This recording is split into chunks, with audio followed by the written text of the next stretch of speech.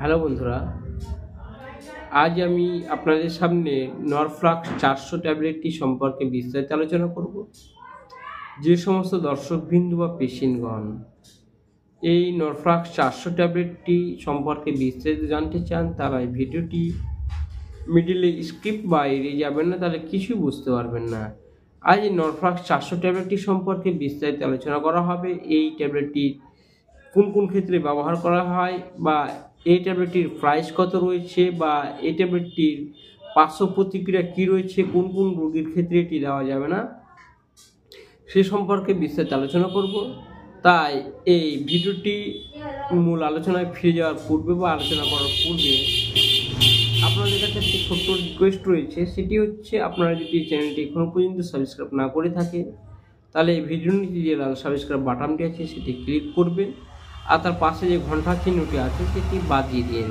তাহলে all notification on করে দিলে সবার প্রথম যে লেটেস্ট আপডেট ভিডিও আমরা যে প্রতিনিয়ত যে আপনাদের উদ্দেশ্যে ছেড়ে থাকি, ভিডিওগুলি আপডেট দিয়ে থাকি, তা আপনার সবার প্রথমে দেখতে পাবেন বা উপভোগ করতে পারবেন। তা যাই হোক, এর মূল আলোচনায় চলে যাচ্ছি। আপনারা সকলে স্ক্রিনে দেখতে পাচ্ছেন নরফ্লাক্স 400। এই ট্যাবলেটটি এটি হচ্ছে কুইলোন গ্রুপের একটি অ্যান্টিবায়োটিক। এই নরফ্লাক্স 400 ট্যাবলেটটির কম্পোজিশন সম্পর্কে প্রথমে আলোচনা করছি। এই নরফ্লাক্স 400 ট্যাবলেটটির কম্পোজিশন হচ্ছে norfloxacin and lactic acid bacillus tablet. এটি রয়েছে, এই ট্যাবলেটটির যেটা প্রাইস রয়েছে বা বাজার মূল্য রয়েছে 85 রুপিজ, অর্থাৎ 85 টাকা দাম এখন বর্তমানে বাজারে রয়েছে। এই ট্যাবলেটটি সম্পর্কে প্রথমে আমরা আলোচনা করছি। এই ট্যাবলেটটি কোন কোন ক্ষেত্রে ব্যবহার করা যায়, বা এই ট্যাবলেটটি সম্পর্কে দু চারটা কথা বলে নিই। তাহলে এই নরফ্লাক্স 400 ট্যাবলেটটি এটি হচ্ছে বহু ব্যাপক ব্যাকটেরিয়াল নাশক একটি ওষুধ। ইহা গ্রাম পজিটিভ এবং গ্রাম নেগেটিভ ব্যাকটেরিয়াদের উপর অধিক সক্রিয়। তাহলে এমনকি এই ব্যাকটেরিয়াগুলি যে সমস্ত মেডিসিনে ধ্বংস হয় না, যেমন পেনিসিলিন গ্রুপের ওষুধ, সেফালোস্প্রিন গ্রুপের ওষুধ, টেট্রাসাইক্লিন গ্রুপের ওষুধ, এরিথ্রোমাইসিন, তারপরে আপনার সালফোনামাইড গ্রুপের ওষুধ দ্বারা প্রভৃতির দ্বারা রেসিস্ট্যান্ট হয়ে গেছে, মানে এগুলি ধ্বংসপ্রাপ্ত হয় না। অথচ এই নরফ্লাক্স 400 ট্যাবলেটটির দ্বারা এটি ধ্বংসপ্রাপ্ত হয়। তাহলে এটির ব্যবহার কোন কোন ক্ষেত্রে এটি ব্যবহার করা হয় সেটা আমরা আলোচনা করছি। এটি উদারময় বা লুজ মোশন বা পাতলা পায়খানার ক্ষেত্রে ব্যবহার করা হয়। এটি কলেরা সহ সকল প্রকার অন্ত্রের রোগ, তারপরে আপনার কিডনির প্রদাহ, প্রস্রাবের জ্বালা যন্ত্রণা হলে এটি ব্যবহার করা হয়। তাছাড়া আপনার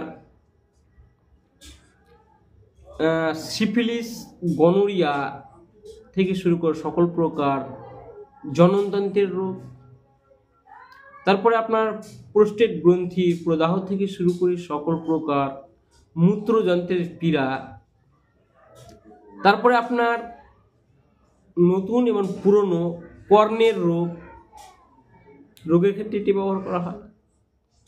তাছাড়া আপনার চক্ষু এবং নাকের সমস্যার ক্ষেত্রে, অনেক সময় চোখ এবং নাকের যে লাল হয়ে যায় বা কোনো ব্যাধি হলে সেক্ষেত্রে ব্যবহার করা হয়। তাছাড়া বিভিন্ন রকমের ইনফেকশনের ক্ষেত্রে এটি ব্যবহার করা হয়। তাছাড়া চর্মের ইনফেকশনের ক্ষেত্রে এটি ব্যবহার করা হয়। তাহলে যাই হোক, এই ট্যাবলেটটি খেলে কোন কোন পার্শ্ব প্রতিক্রিয়া বা সাইড এফেক্ট রয়েছে সে সম্পর্কে একটু আলোচনা করে নিন। এই ট্যাবলেটটি খেলে সাধারণত খুব কমই পার্শ্ব প্রতিক্রিয়া দেখা যায়। যেটা হয় সেটা হচ্ছে ঘুম ভাব, মাথা ধরা, বমি ভাব, পেট ফাঁপা থেকে শুরু করে আপনার সামান্য চুলকানি হতে পারে। তবে কোনো ক্ষেত্রে, কোনো পেশেন্টের ক্ষেত্রে এই সমস্যাগুলি, দু একটি পেশেন্টের ক্ষেত্রে এই সমস্যাগুলি দেখা যায়। তাছাড়া আপনার মুখের শুষ্কতা ভাব অনেক পেশেন্টের ক্ষেত্রে এই পার্শ্ব প্রতিক্রিয়াতে দেখা যায়, মুখটা শুকিয়ে যায় বা শুষ্কতা ভাব হয়।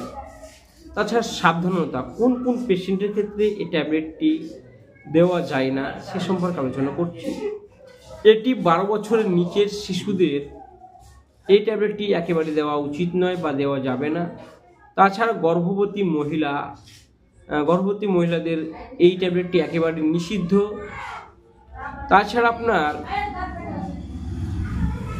স্তনদানকারী মাতাকে এই ট্যাবলেটটি দেওয়া না হলেই ভালো হয়।